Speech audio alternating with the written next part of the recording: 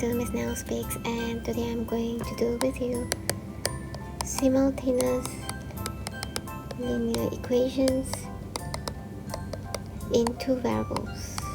And if you can recall, we have already learned linear equation in one variable, so today we're going to learn simultaneous linear equation in two variables.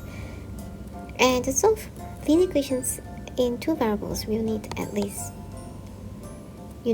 two equations. Okay, so we're going to look at the first example, which is x plus y equals to 4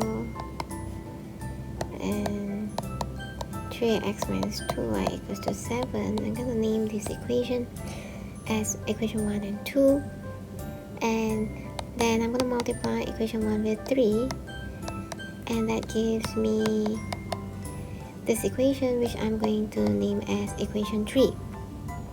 So you're going to look at equation 2 and 3, and then I'm going to take equation 2, subtract equation 3, which gives me negative 5y equals to negative 5, and y is equals to 1.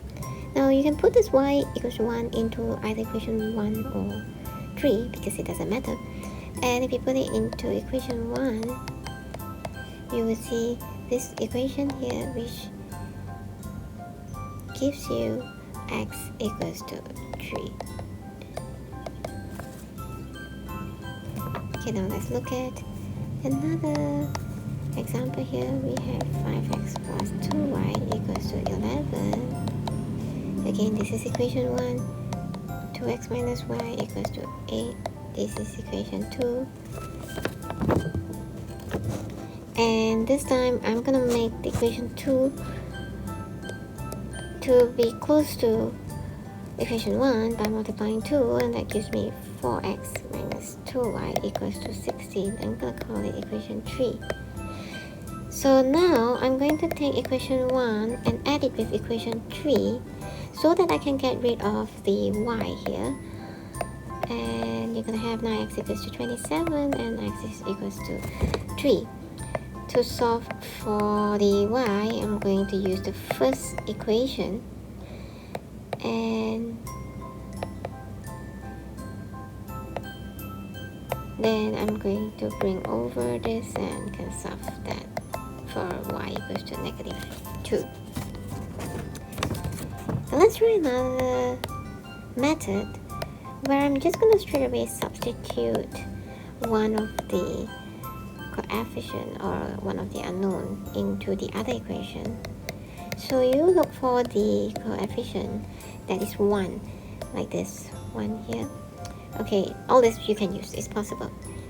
Let's say I'm going to start with 1 and I'm going to move the y over, so you get this equation, which I'm going to call 3, and I'm going to substitute the equation 3 into equation 2.